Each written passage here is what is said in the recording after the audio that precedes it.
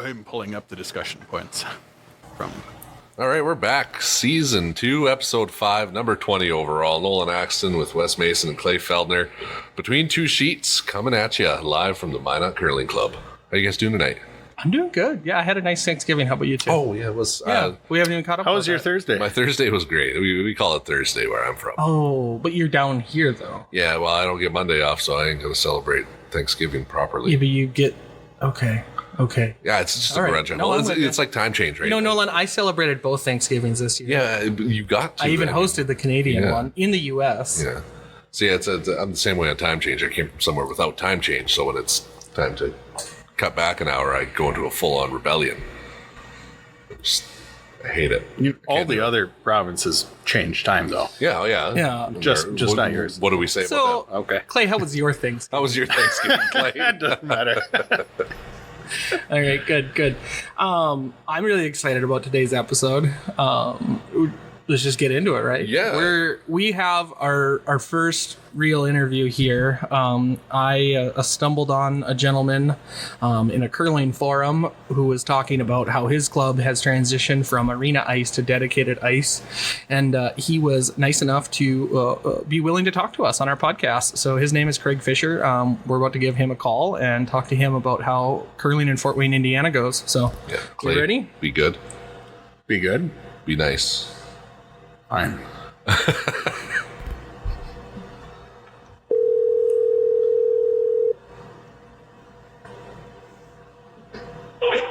Craig Fischer.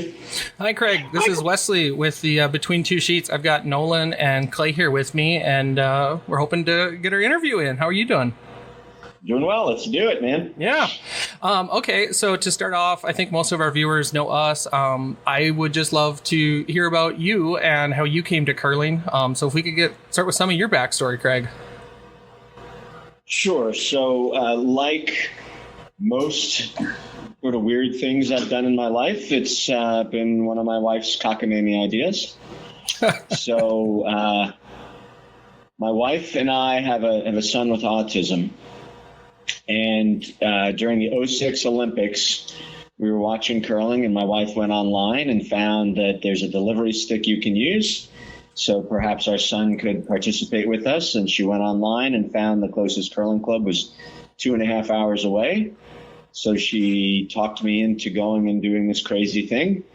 So we drove 2.5 hours each Sunday, 6 Sundays in a row with my sister-in-law, my son, my wife, and a friend of ours, 5 of us. Yeah. And we had a blast, and my son could do it, and he enjoyed it.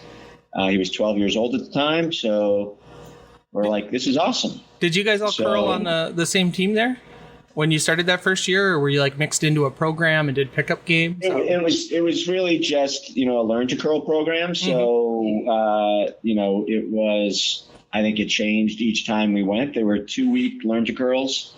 So we did 3 of those, and you'd come back. The first week was sort of more instructional. Second week you did a bit more gameplay. So we did that, and honestly, I don't recall if we played on the same team or not. I'm sure our son played on the same team as one of us, but I don't recall. Yeah. We had a blast, and the following year, it was after the Olympics. So we went in March into early April. Then their season ended, and then. The next season started up, and we were excited to do it again. And they said, oh, no, the only opportunity is on Tuesday evenings. And with a 12-year-old kid, you can't drive 2.5 hours each way on a Tuesday night. So we sort of gave it up. And in 2010, my wife, again, had the idea that we should do something here in town. And in 2006, we had tried, but there were only 2 sheets of ice in the entire town, and Fort Wayne is sort of a hockey mad town, so there was no way to get ice. But in 2010, after the 2010 Olympics, we did some research and found that they had just built a new 3-sheet, 3 hockey rink facility in our town, and it hadn't even opened yet. So we called them up, and they said, you curlers need to get your act together. I get calls all the time about curling, but that's expensive. And we're like, no, we're going to form a club. We're going to get all the equipment. They said curling was expensive, huh? Yeah, from equipment perspective, right? They were looking at if they had to buy the stones, and we said, yeah, that we're- initial they- cost. for them. Yeah. yeah. So we said, no, we're going to buy the stones. We're gonna get everything that's needed. We just need ice time from you and a place to store our equipment. And they said, oh, all right, let's talk. Well, in that And- case, yeah. Exactly. So it went from there. That was in March, late February, early March. By June, we were curling. With starting our Learn to Curls. And by August, we were hosting a 40-team bonspiel. Holy geez. smokes.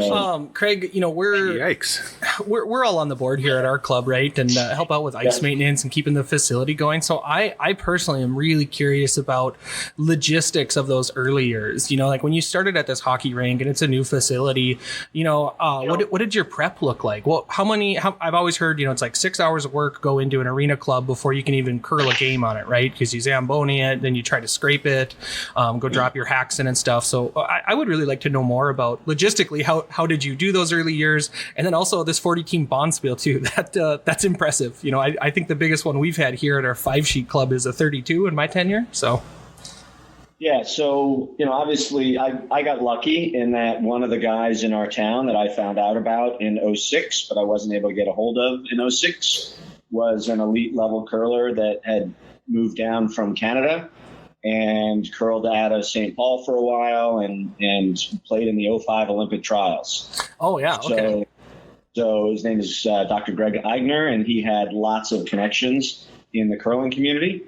So, with my project management and, expertise and business acumen and his curling expertise, combined with my wife, who's an attorney, who helped, in a lot of ways on the legal side of things, we had a pretty good team. So, we bought stones from Steve's Curling Supplies, and he had a good relationship with Steve, so we got a pretty sweet deal at the time.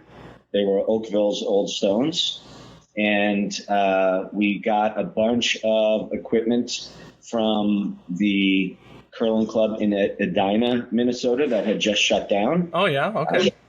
Ken Olson was running that, and they lost their ice when their arena decided that they wanted to dedicate themselves 100% to hockey. So we picked up brooms, scoreboards, broom racks, all sorts of stuff. And then, drove that back. And then, obviously you've got to paint rings in your ice if your facility allows you to do that. I know some arenas don't allow that, but ours did allow us to paint paint rings, etc. Did you have to paint those every week, or were you able to leave them in? Nope. We painted it once a year on 2 rinks of the 3, so they could bounce us between them. And then, so once that was in place, then the prep each week was, they would do a wet cut, then a dry cut with the ZAM. And then we would go down, we would sink the hacks. So put the hacks in hot water, a cooler full of hot water, then put them on the ice, put a curler on top of that or some stones on top of that to force them down a little bit. Do a quick pebble, run the rocks with the rock box. We didn't have a nipper at the outset, and then start curling. Now, the only thing is we needed to chill the rocks. We did not have a cooler. But what we did have is there was a corner so the ice sheet for each of these rinks was rectangular, but obviously hockey rinks are not. So there was a corner of this hockey rink, the ice pad for the hockey rink that was outside the boards that was ice. So 3 or 4 hours before we curled, somebody would go out there. One of our members would go out and move the rocks off of the rock racks onto this little ice pad with some vinyl mesh underneath it and allow the rocks to cool for 3 or 4 hours so they didn't melt in when you first put them in the ice. Yeah. I had never thought about that before, but yeah, we always try to make sure our rocks are nice and cool before the first day. I didn't think if you have to haul them away that you got to pre-cool them. Yeah. Yeah, so nowadays a lot of clubs have chest freezers that they keep the rocks in. We didn't have that option back then, but we did have that nice little ice pad. so we could at least get them chilled for a while. And so that's one person going out there and moving 1.25 tons of stones by hand, which was tiring. And then 3 or 4 hours later, we show up and do the rest. Now, there was a bar overlooking the ice rinks, which was really great for broom stacking, etc. The downside of that was people would show up early, have a drink or two, and when it was time to do the prep, you've got about 20% of the people who are going to play in league helping out, everybody else hanging out in the bar. So much like, even in a dedicated facility, you've got 20% of the people doing 80% of the work. I was going to say our rule of thumb has always been it's like 5%. 5% of the people do 90% of the work. So yeah, I feel that. Do out there. I have also distinctly at our club. We have that clubhouse on the second floor, right, looking down over the ice. And so when I'm out there pebbling and nipping, I always look up into the glass and see everybody sitting there in the rows watching me do the ice. I'm like, you could come down and help. Exactly. You can come down and help. And then sometimes if I knew them, I would point at them and like gesture, and they're like, "Oh, what did you need?" I'm like, "Grab a broom, get that broom and pick up these shavings." Exactly. Yeah. Yeah. So that was it, and that's arena ice is a challenge. The ice is suboptimal. The stones go where they want to go, not where they're supposed to go, and the times stink. So we started at 9:30 to 11:30 on Monday nights. Ooh. So you play till 11:30, clean up, you get out of there at 11:45, you get home at 12:15 or so. You're still pumped up from the game, so you can't go to sleep. You stare at the ceiling until 2 o'clock, finally fall asleep, and then the alarm goes off at 6 a.m. and you got to get up and leave. So it's tough to keep members. So we struggled, like most arena clubs. And I have a huge respect for anybody that can keep an arena club going for an extended period of time, because arena curlers are the most dedicated curlers there are. They'll put up with shitty ice. They'll put up with bad ice times. They'll put up with doing a lot of work just to enjoy the game. So hats off to every arena club out there that's survived. We lasted about 4 years and knew we needed to do something different. What did your membership look like at that time? When you started out, you're on one hockey rink. I'm picturing 2 to 3 sheets, maybe on that rink. And you're curling one 8-end game or 2 4-end games in your 2-hour time slot. So when we first started, we were about 85 members, and we had a Monday night slot and a Saturday slot, 4 sheets.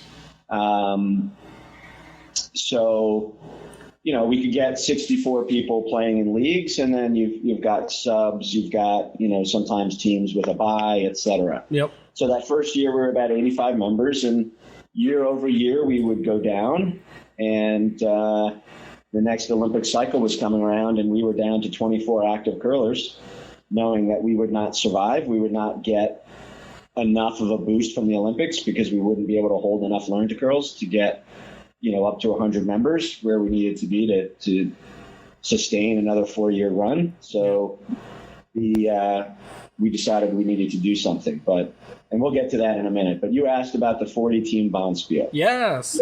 So we, as a condition of curling at the facility, they wanted us to run a tournament because they had a desire to generate revenue for their restaurant and bar.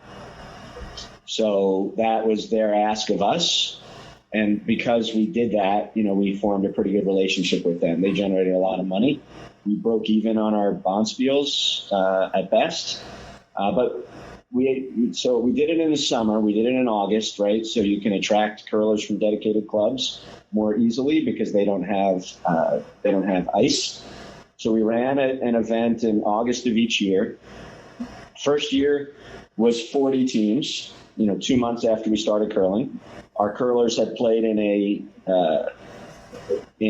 4-week rookie league, 6-week rookie league of 1-hour games, and they had done a learn to curl. So the vast majority of our members had curled 8 hours in their life, and then a bunch of them played in this tournament that had a 4-game guarantee, and they curled 8 hours in one weekend, and they were dying. I remember barely being able to walk up the steps at my house.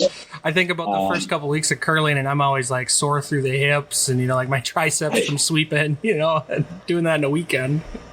So your And- first year was 40 teams?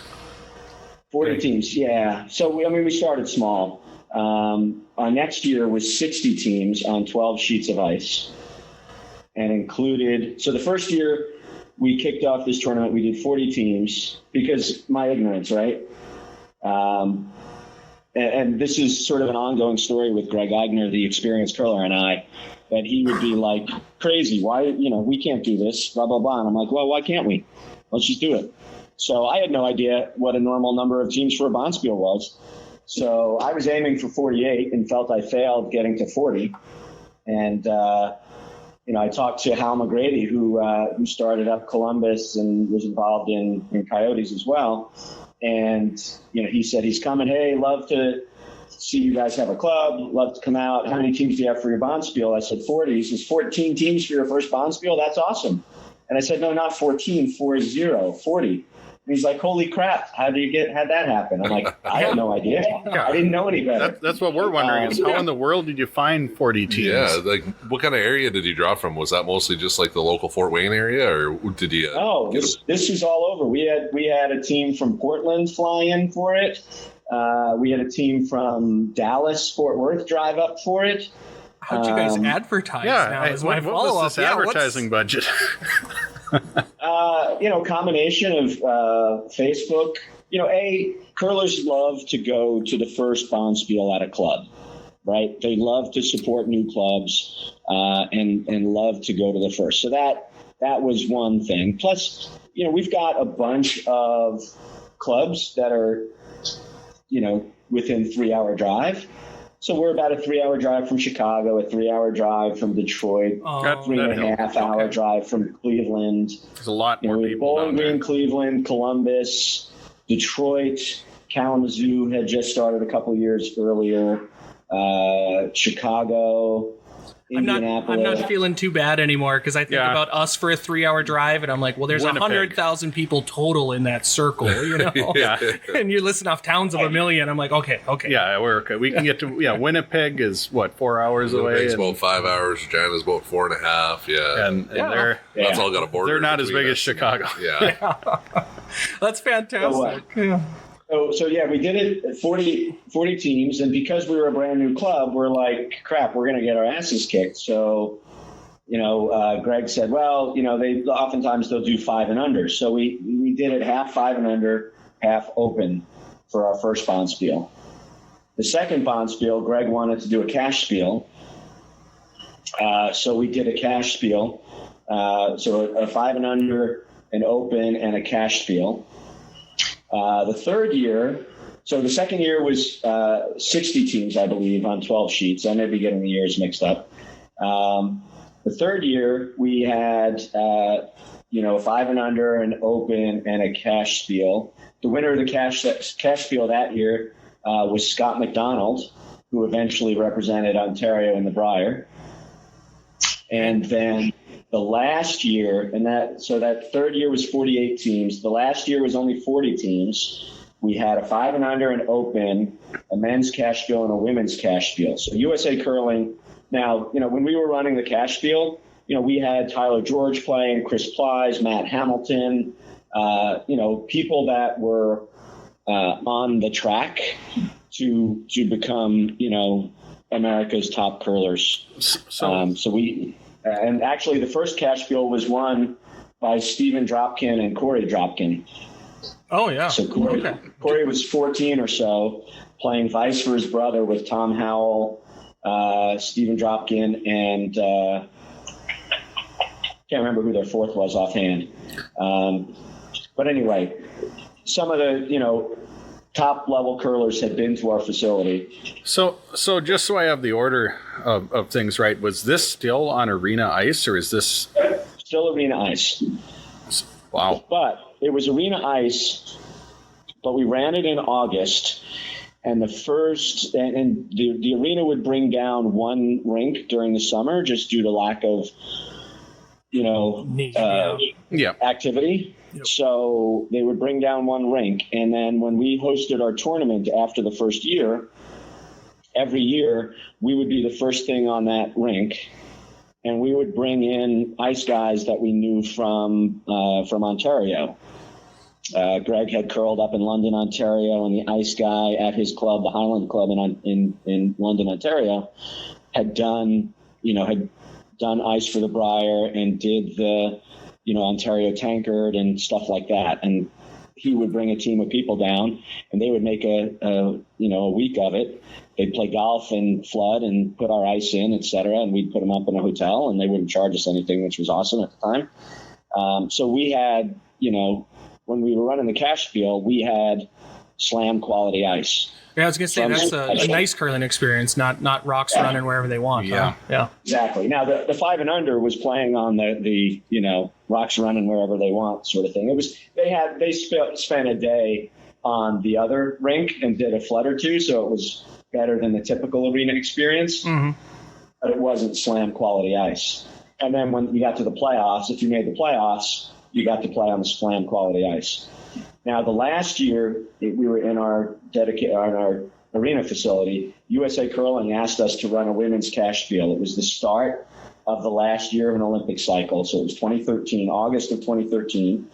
And apparently one of the weird things is that if you have a cash field and women play on the cash field, the men earn order of merit points, but the women do not. Which is sort of backwards in my mind, right? If women are playing in an event with men, the level is higher, so they should earn points. But the way that stuff runs, they don't. So USA Curling asked us to run a women's cash field, and we said, we don't know that we can fill it. We're happy to run one, but we don't know that we can fill it. And they said, don't worry about it. We'll get it full. So we ran this women's cash field, and they required all 4 teams that were vying to become the women's Olympic team. So Cassie Potter's team, Erica Brown's team, Allison Pottinger's team, and Courtney George's team all came. They were required to go.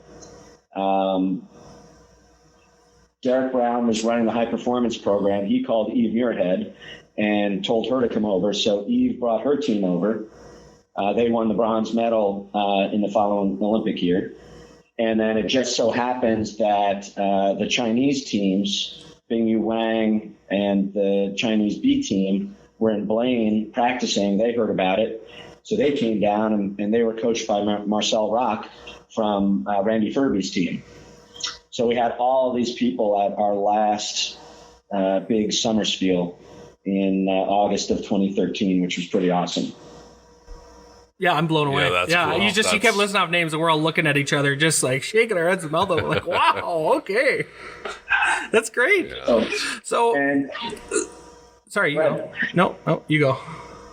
So at that point in time, we were already making the transition to dedicated ice. We were looking at, we had picked out a facility, and that weekend we were actually allowing our people to go through it before we signed the lease to get buy-in from our members. But sort of the genesis of it was, every week Greg and I would talk about the challenges of arena ice, and we know it'll never happen, but boy, it'd be great to have a dedicated facility where we didn't have to do with this. And Greg always said it's never going to happen, and I said, don't say that. We can probably find a way to make it happen. And he was always pessimistic, and I was the over-ambitious guy. And our membership was going down, and Greg and I looked at each other and said, look, we're not going to survive as an arena club on a long-term basis. We need to do something. We both decided we'd be willing to put a bit of money in and follow the Field of Dreams model, build it and they will come. It was the warehouse model, was pretty new at that point. Portland had done it and Columbus had done it, but they were the only clubs that had sort of retrofitted an existing warehouse using these ice mat systems to fairly cheaply build a dedicated facility. Can you describe that a little bit, the ice mat systems, and what this warehouse model is? Sure. And that's permanent, right? So you're semi-permanent with the ice mat model, right? No, not permanent at all. In fact, we moved it. So the ice mat model is basically, ISNS now has a similar thing, but as far as we were aware at that time, this was the only one out there that had any experience in the curling world. But the CalMac ice mat system is really just, a set of PEX tubes that are connected together. So it comes from a header. So there's a header that feeds in glycol from the chiller.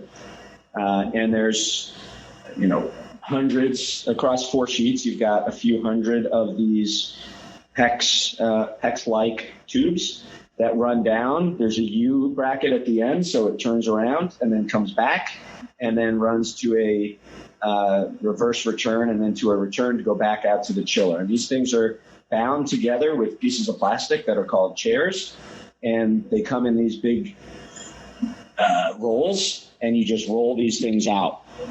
Okay, I think that's what existing concrete floor. I think that's what an outdoor arena here. We have a group in town that has a little outdoor arena, and they do like hockey skating on it. They did croc curl one year, and we did an outdoor curling event on it. I believe that's what they use, because it's like those plastic mats with the tubing running through it. Almost looks like they're setting up rebar to pour a concrete floor. But when I asked about permanent, I guess you're using that same system all year, though, right? Or almost all year? Yep. Okay. And so we bought this system in 2013, installed it at the beginning of 2014 in our 3-sheet facility. And we used it for 5 years there. And then we picked it up and moved it 200 yards down to the street to our next dedicated facility, bought some more mats for the 4th sheet. And so we've been running for almost 10 years. In January, it'll be 10 years we've been running on these mats. It just goes on top of an existing concrete floor. So like when we left our old facility, we pulled up our mats, we pulled up our insulation, and voila, there's the concrete floor that was there before. And we had no security deposit loss or anything like that from our time in the rental.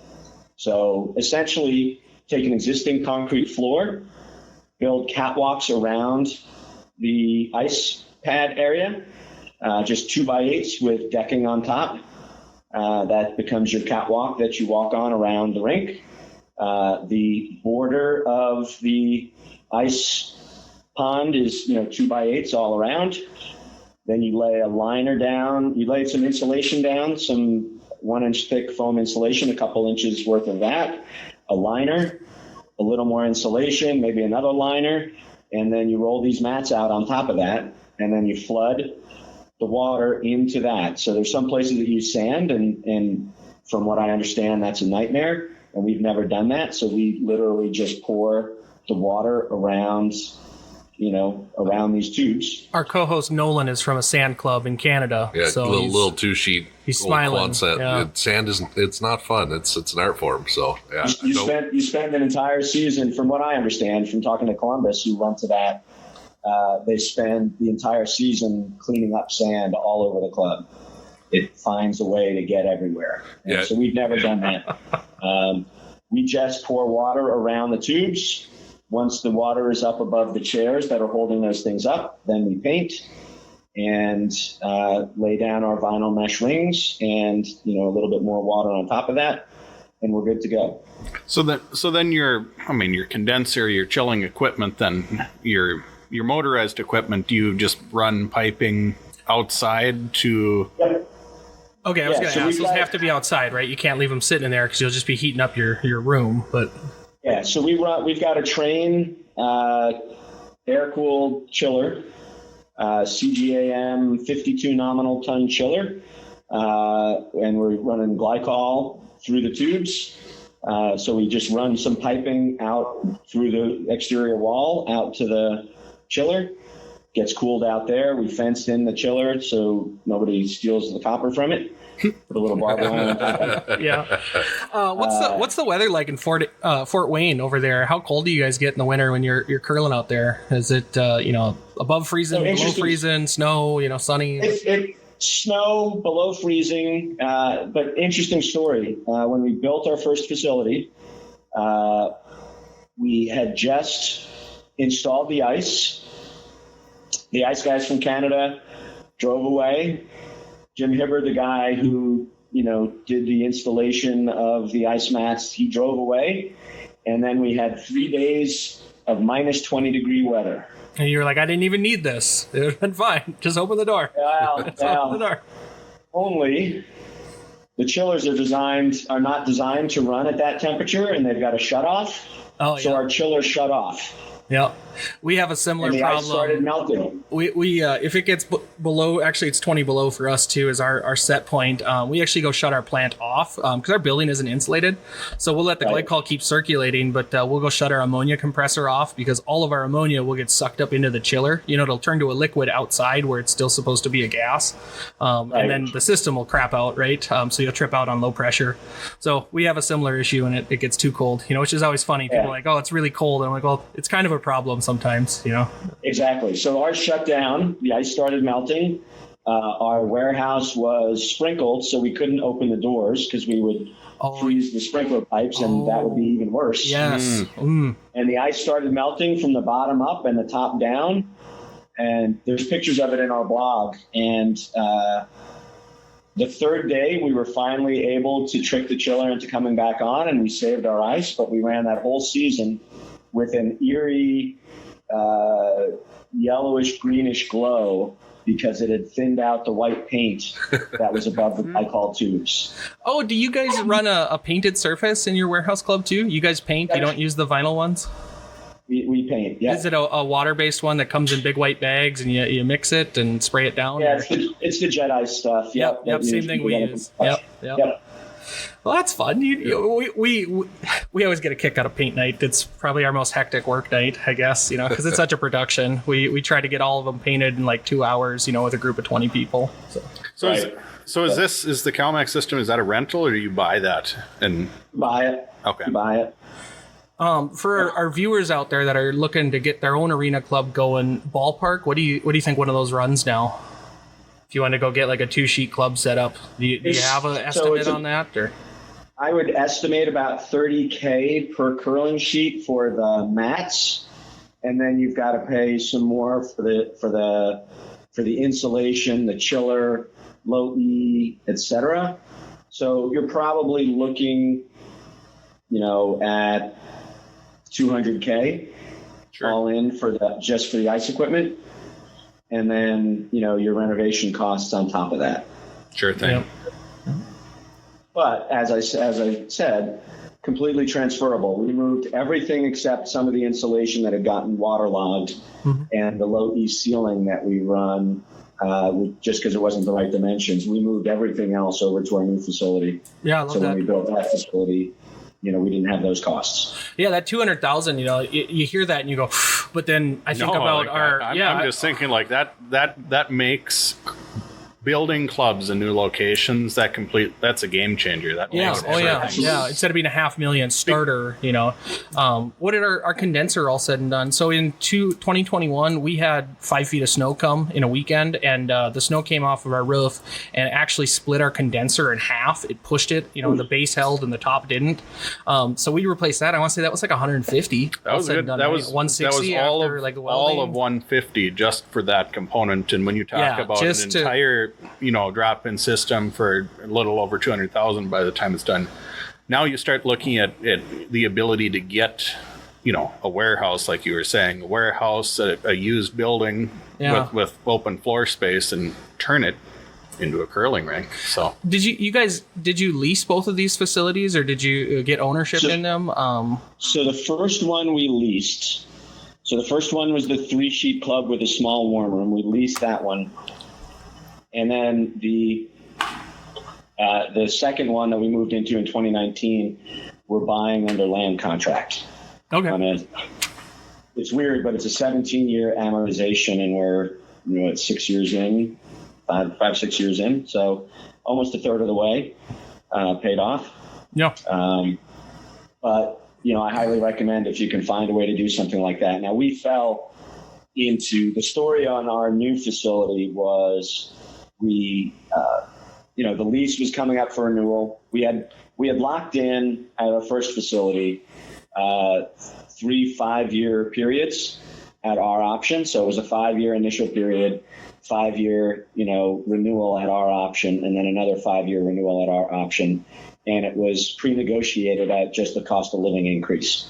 So they couldn't jack the rent on us and all that sort of stuff. So we were in a pretty good place, but we felt we were growing, 5 years later, would that be big enough for us? And so we felt, to be good stewards, we needed to look around and see what was available. And just so happens that there was a building 200 yards down the street that was vacant, not yet on the market, that looked to be perfect for us. So we researched on the tax records who owned it, called the guy up, went into, asked to see it. We went in to see it, and we were like, oh my God, this is awesome. And I started talking to him. So one of the things that I'm a big proponent of is finding a way for your curling club to be an asset to your community. And because my son has autism, and that's the whole reason we got into curling, we've run a special needs curling program ever since we had dedicated ice. We actually did stuff before that, but it was, one-off events, yeah.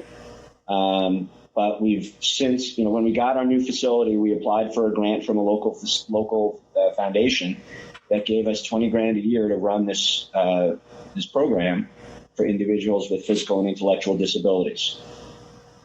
So I happened to be talking to the guy about that program because I like to spout on and on about it.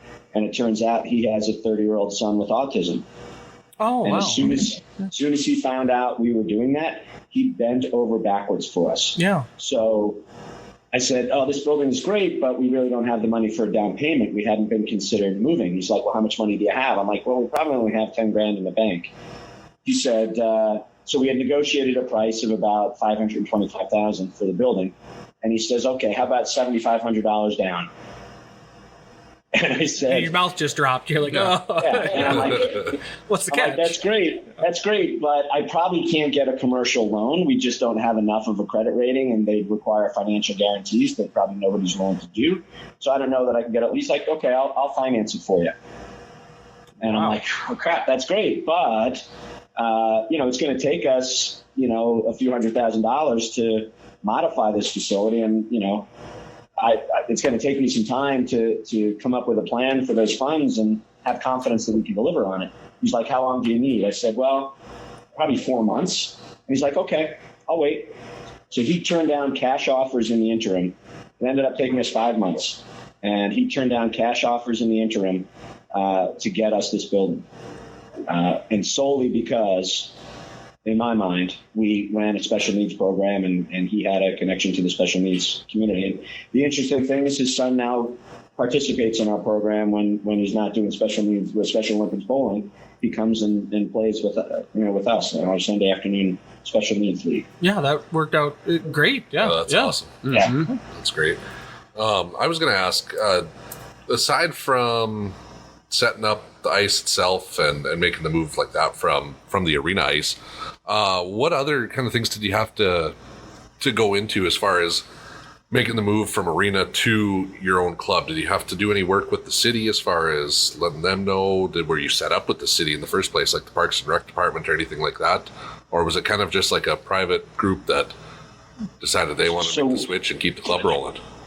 Yeah, so we were never really affiliated with Parks and Rec or anything else.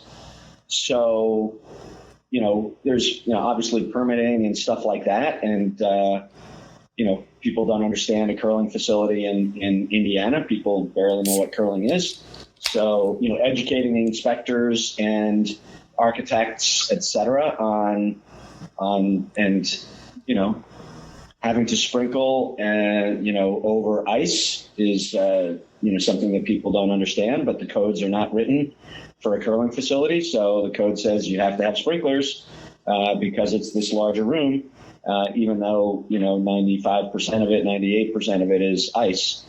You still got to deal with that. So yeah, I was just looking at our club and I was like, God, we don't have sprinklers, do we? No, I guess they don't care about us. So. Well, we get dinged by the fire inspector every year. We get dinged by the fire inspector every year because they come and see, like, we'll put a trophy or something in front of the heater and they'll get mad at us for that. Right.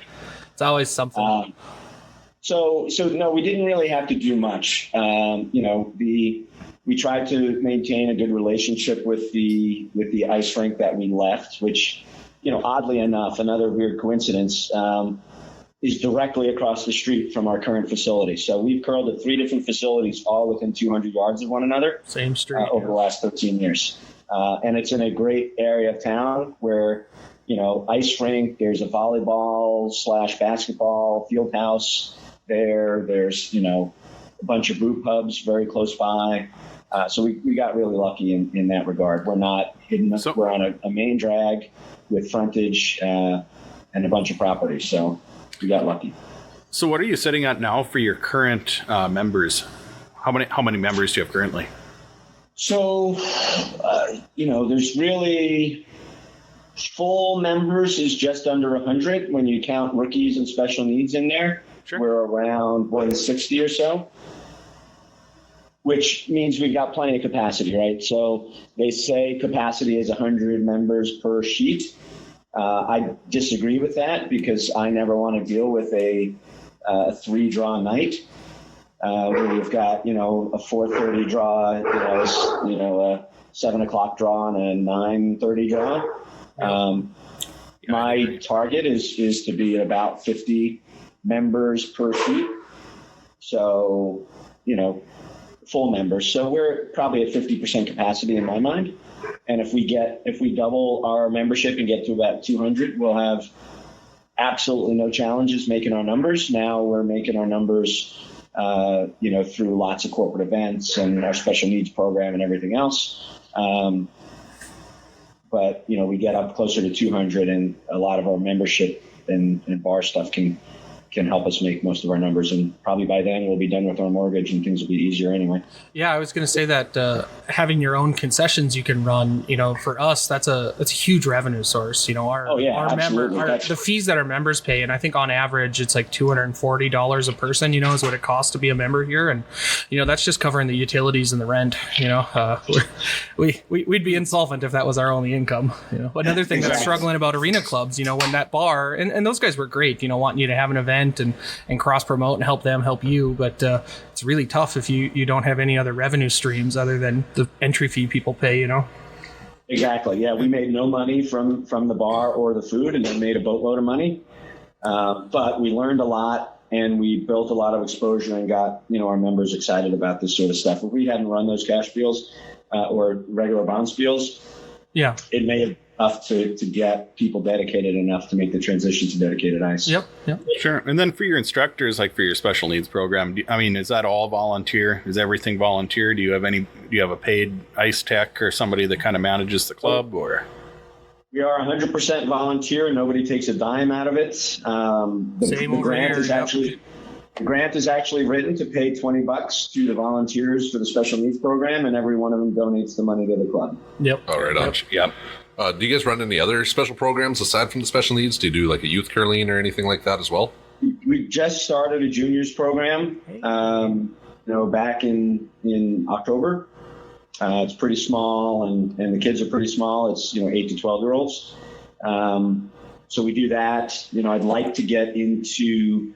We've got a lot of. When you make the transition to dedicated ice, ice is a fixed cost, and the more you can utilize the ice, you're generating revenue and with no additional cost. So I'd really like to get a lot more happening in the daytime and get, a senior league, retiree league going during the day. Yep. We're just not there yet, just from our membership level and everything else. And that's something we've been lacking here too. The Bismarck Club, just to the south of us, an hour and a half, they're great about that stuff. They have daytime programs and weekend programs, and we've always just been Monday, Wednesday, Thursday nights. I started an Air Force League, military league on Tuesdays, that we run. So that's another way that's how I sold it to the board. I was like, we have the ice here. It's not getting used. Let me take a bunch of bros from the Air Force and we'll charge them $10 a night and get some more revenue in. And now we're looking at doing youth curling. So I got to ask, with youth curling, we decided to run our program with full-size rocks. We scribed a house in the middle of the sheet, and we went and got these portable hacks. So it's a plate that has 4 holes in it, and then you sink the plate in the ice, and then when you need it, you go drill it out and drop the hack in on that. So we're going to have the little kids shooting I don't know, it's a little bit less than half the distance with full-size rocks. Clay, what ages is that? 8 to 12? It's 8 to 12, same age group that Yep. you're looking at. How did you guys run yours? Because we really considered getting youth rocks. I did youth curling in Minnesota, with the dinky little rocks, and they'd put a piece of duct tape on your shoe, and you just go slide around out there. And I really enjoyed that.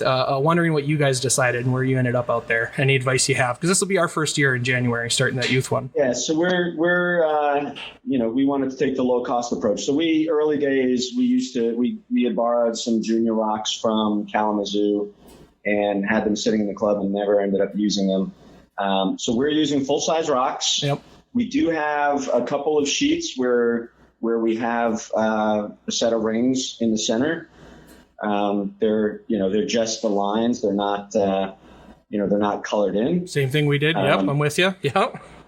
So we use that, but we're also pushing them to go full sheet, and not quite there, but they're getting closer. Consistently getting rocks in play. So we're probably stretching them a little bit more than perhaps we should by having them go full length, but they seem to they're getting it down there, I think, because they're having to push it, which is making them less accurate. Yeah. But you're not starting them there, right? You're saying they start on the half sheet, they kind of get their form down, and then you go, hey kids, you're doing great. Let's try doing this full sheet, then you move them over. Yeah. So they have a foundation there. I really like that. Yeah. Yeah. And one of the things we found that we do now, and we're, 6-8 weeks into this, so we're no experts by any means, but, we tend to see them slide and then immediately release. Yep. So we've got them doing a long slide competition. So you're not releasing the stone, but you're sliding out with the stone. How far out can you slide? So every session we start off by getting them to just slide as far as they can. Mm-hmm. So they have it in their minds that they should be sliding and then working on releasing, and not just releasing as soon as they push out of the hack. I like that. Yeah. That's a good idea. We haven't done like a youth program here, but I've done a number of like events with Boy Scout troops, and usually those are, 10 or older. And I've had that same issue with them letting go right away. It seems like they want to come out and they almost want to go to their knees, and then just let go of the rock right away. And it's like, no, slide. But then when they slide, it's like they want to hang on till it's dead, and then they end up pushing again. So yeah, you keep going back and forth on advice, but right. Yeah. But I think that's a great idea. Get some competition in there just for form, as opposed to figuring out, you figure out a trick and can do it the easy way instead of the right way. Yeah. How do you guys encourage the kids? Do you guys just leave it on the parents? Like, you offer the program, the kids come, and you just have excited volunteers? Do you give out prizes for them? Do you have other things that you're doing for the kids to keep them engaged? Anything happening on the side there? No, not really. I mean, the first few weeks it was, right after a bonspiel, so there was candy out on the table, so that always helps. And I keep meaning to get some more candy and bring that. But the kids just really loved it from the start. It's small. We've got 7 kids, 4 boys, 3 girls. And everyone that came out to do it has stuck around, and they're all excited, and they come every week just about. Around Thanksgiving, we had a little downturn with some people traveling for fall break and everything else, but the kids absolutely love it. So we start off, focus on the slide, and then we end every session doing something fun. So typically we've been doing shorties. Short house, where you stand in the hack and just push to the close one. Exactly. Yeah. Yep. We started off doing that, and they love it, and they're asking, can we do the short game, can we do shorties? And stuff like that. So we try to make the last 15, 20 minutes something fun. And now we're to the point where we're playing some ends full length. And let's see, we did it today. I missed it, but, it was a smaller group because it was right after Thanksgiving. But the week before, we played 2 ends. Yeah. So it's a mix of instructional, and at the end, they get a little bit of competition, whether it's shorties, whether it's, the long, playing the full end or whatever else. But we've been really lucky. The kids that we've had 0 behavior issues. The parents are not out there. It's just us and the kids. But the parents are sitting on the other side of the warm room, and grandparents are coming, and brothers and sisters are there. So they're getting, everybody's watching them. So they like that.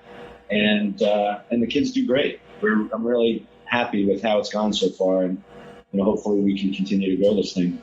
Yeah.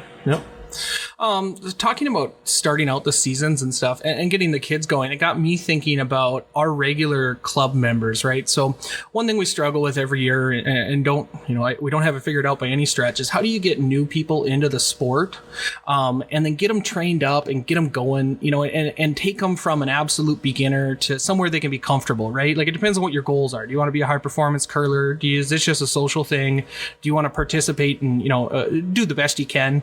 And how do we do that? And so what we like to try and do is to try to get an experienced person to start with a group of newbies, but that always depends on does the group coming in, do they have a full team already? Are they open to that? Try to mentor them. How do you get them up to date on the etiquette?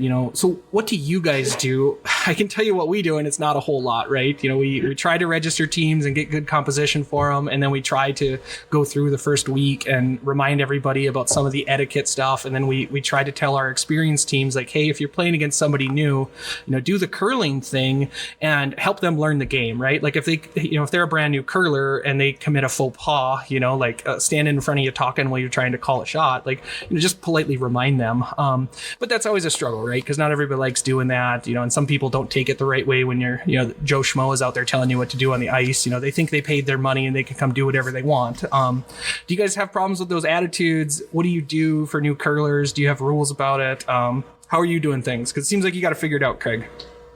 I wouldn't say we haven't figured it out. We do some things right and some things not right. But, we do, we've got a rookie league. So do a learn to curl, you like it. So the next step, not a requirement, but the next step is a rookie league.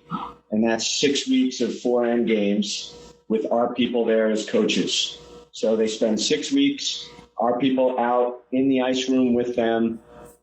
At the first week, we're helping them with, making the calls. Mm-hmm. And, each week they grow a bit more confident and push our people away a little bit. And by the end of the 6 weeks, they don't even want our people in the room with them, right? Because they think they've got it. No, they do. They don't have it. I think that would be a good idea. That's something that's definitely doable as we go forward, because, what we run into with ours is just the sheer timing of when we gain access to our facility after the fall. Mm-hmm. And there's not enough time for rookies to commit to a full team, right? Yep. And I think we could really use that to our advantage going forward. That's essentially how I run my military league. Yeah, like your military. It's just like it's me and one other guy instead of the 12 people I'd love to have walking around. So we've got a really good guy that runs our rookie league, and it starts off. He starts every session with something educational. Now it could just be a short video on your delivery. One of them's on etiquette. So it's 10 minutes of instruction in the warm room before they go out and play. So they're learning something before they go out, and then they play a 4N game. And he does a great job making it interesting and entertaining and keeping those people, and then working to transition those people into regular leagues. And we also, the other thing we do is we highly encourage our rookies to get on a sub list. And a lot of the rookies get to sub during a regular league, and they get it's a bit, eye-opening for them to go into our, competitive league on a Monday night, which, we're a relatively new club. I wouldn't consider us competitive, as compared to some of the clubs that have been around for a long time. But there's still a big difference between rookie league, where the rookies don't know when to call people to sweep, so there's not a lot of sweeping. Versus, going into a competitive league of experienced curlers where they're sweeping a hell of a lot more than they did, and they're playing an 8N game versus a 4N game, and they're seeing a lot, shots that they didn't know were possible happen, or at least be tried. Yeah. And that's a great way to get them really interested and go, oh, there's a lot more to this that I don't even know about. So we've got a regular sub list that's out in a Google Sheet that people can access, and they're on our Discord that we use for communication, and we can just go out and ask them. And we love to have rookies, subbing into our league, because the more they do that, the more likely they are to join a full league when they're done. And we limit our rookies. You can do 2 rookie seasons, and then after that, you got to shit or get off the pot and join a regular league or go away, because we need to have the rookie league be true rookies and not have experienced people in there intimidating brand new curlers. Sandbagging. Yeah. Yeah. Yeah. How many events do you run, like as far as bonspiels and stuff throughout the season? So we run typically, I think we just pared it down. It used to be 4 spiels a year. Now it's down to 3. We eliminated the women's spiel because we canceled it more often than we ran it for a variety of reasons. Sometimes sign up, sometimes ice conditions, sometimes the fact that we're moving facilities and COVID and everything else. So we run 3 spiels. We run a September bonspiel called End of Summer Spiel, which is as close as we can to the autumnal equinox. And that one's always really popular because it's before most clubs have ice. So that one always sells out, and that's a 32-team spiel. Then we have one in November that started off as a men's. It went to a cash spiel, and we really struggled to fill it when it was both a men's and a cash spiel. And then we found making it a 5 and under generated a lot of interest. So in the it's now a 5 under. Oh, go ahead.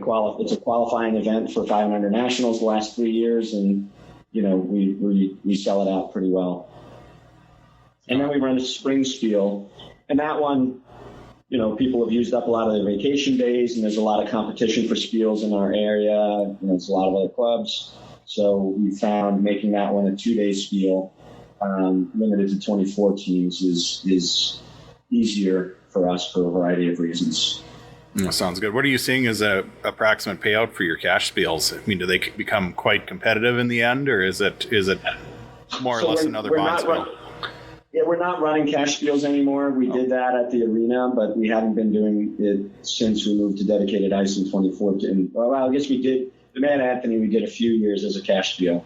Sure. And November 1, and that was, I think the total pot was $7,000 or something like that.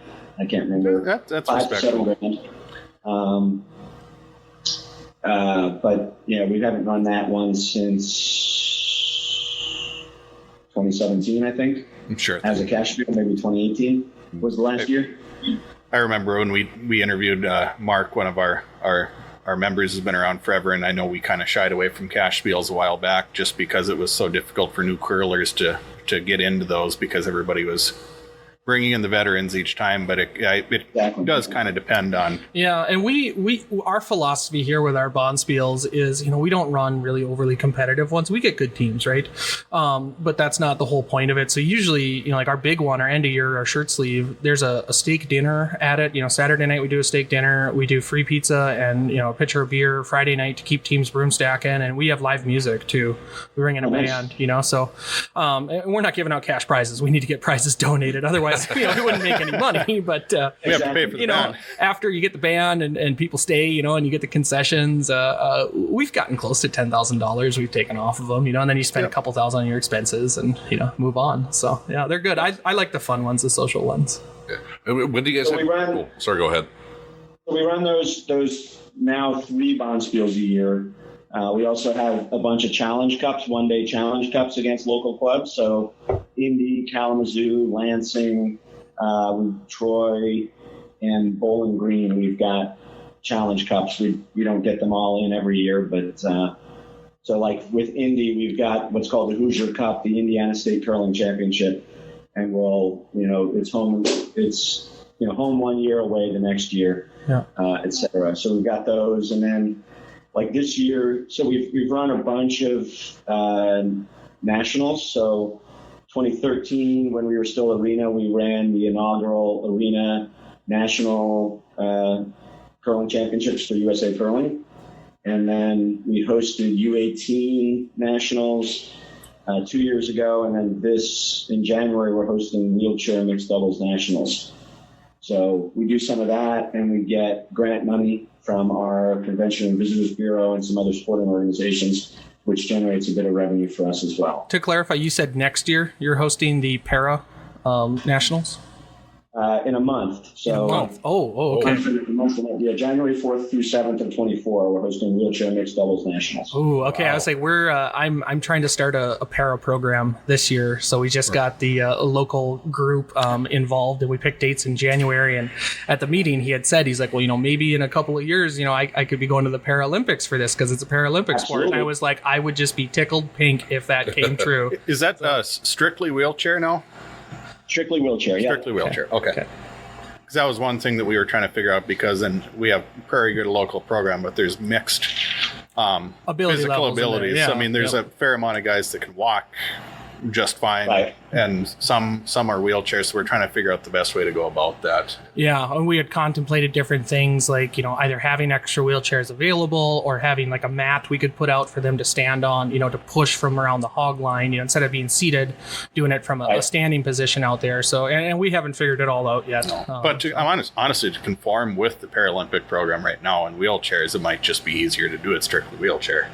Yeah. Well, I think part of that depends what they want to do too. Yep. We'll see what they're interested in. So, well, what else do we got here, guys? I think we're over 50 minutes. I don't know what kind of time Craig has got over there. The last couple of questions I had, you mentioned the end of summer spiel.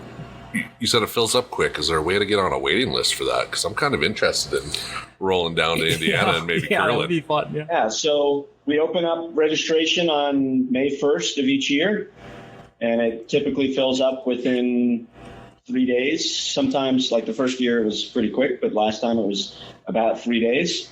So set a reminder on your calendar. May 1st, right now. Yep. 9 a.m. on May 1st, and it's I'm not sure the exact dates that it'll be this coming year, but let me look. Probably the 20th through 22nd of September is when it'll be. Because it'll be right over the autumnal equinox. Perfect. Yeah, that'd definitely be something I'm interested. I got maybe 2 other guys here with me that might come down and curl, so maybe we'll see you there. Yeah, that'd be great. Love to host you and can show you around the facility and talk to you about the construction process and all of that sort of stuff. And commiserate about what it's like being on the back end of a curling club. There's a lot that goes into it. Yeah, the fun parts of being on.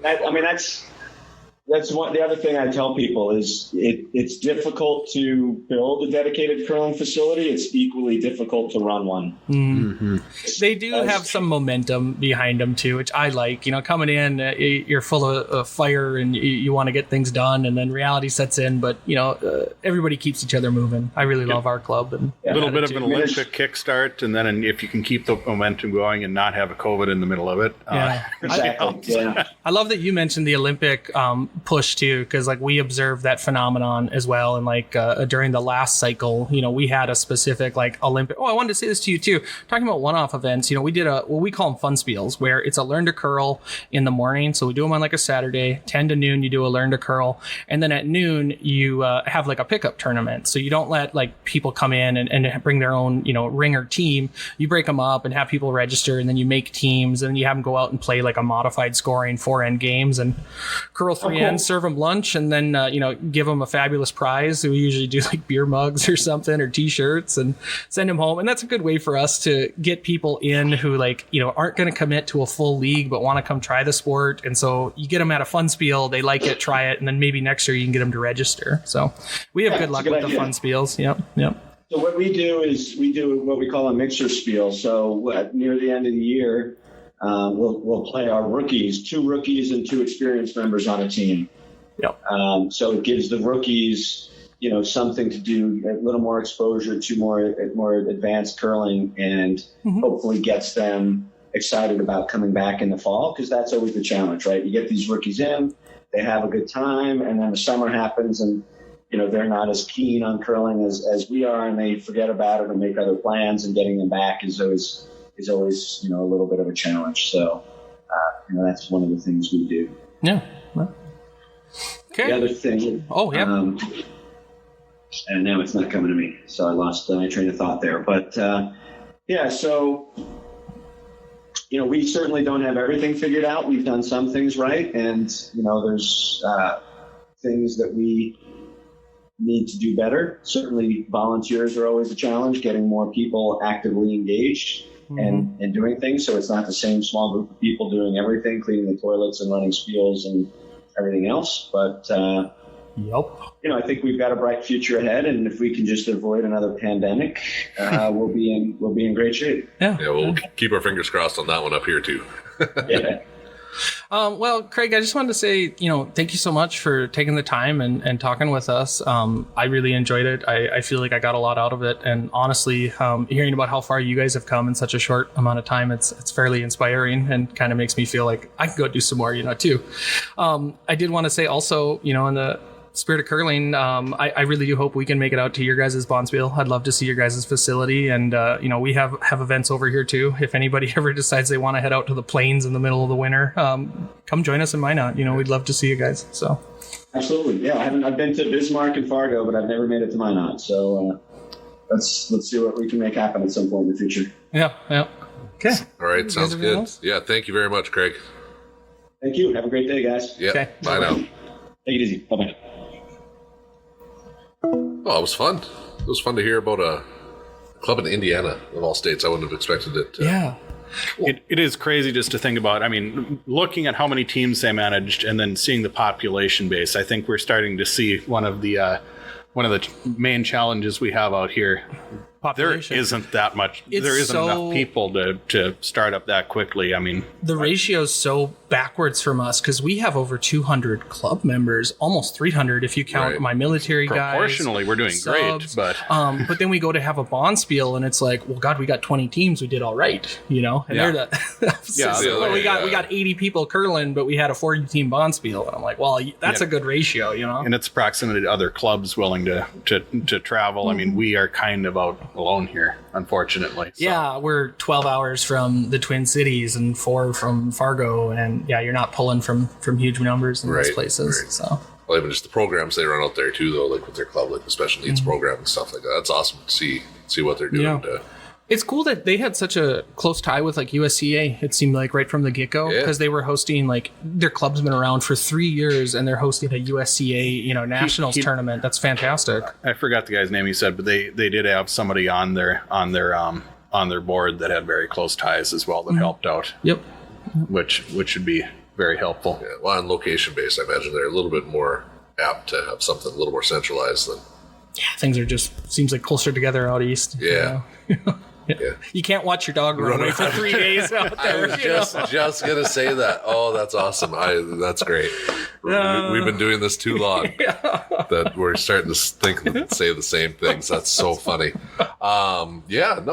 Anything else you guys want to touch on? Like I said, it was just a great conversation. I'm going to have to be mulling it over here for the next few days. I know I'm going over what he said and seeing if I could take away anything for how we run stuff. I do like the rookie league idea. I think there might be some potential in that in the future. Friday my only question there now is we've got all 5 weekday nights tied up. If we add something, that'll be a weekend program. And we actually have youth curling on weekends already. So our schedule's getting fuller. We'll have to figure out what we can squeeze in there, whether or not it's Fridays or Saturdays or what we want to do if Saturdays are tough. I completely forgot to ask him about their corporate events. He mentioned that. I saw on their website too. I think they have like $1,000 minimum for their corporate rentals, and this just came up with us. I think ours is still $250. Yeah, we should. And every club I go look at, they all seem to be getting near 4 digits for their minimums for corporate ones, like non-member rentals. They had a member rate too that was substantially cheaper. Yeah, I think we need to go through because we have a negligible member rate, and our outside rental rate, I don't even remember what it is now. Yeah, $250 minimum, and then it's like $15 a head, as long as they don't want anything crazy. That's like a 3-hour rental. It's like you get 15 people, 3 hours, $250.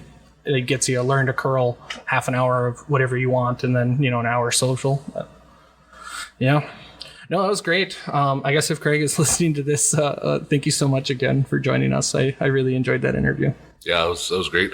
But for now, if you guys don't have anything else, no. That's been Between Two Sheets. Bye.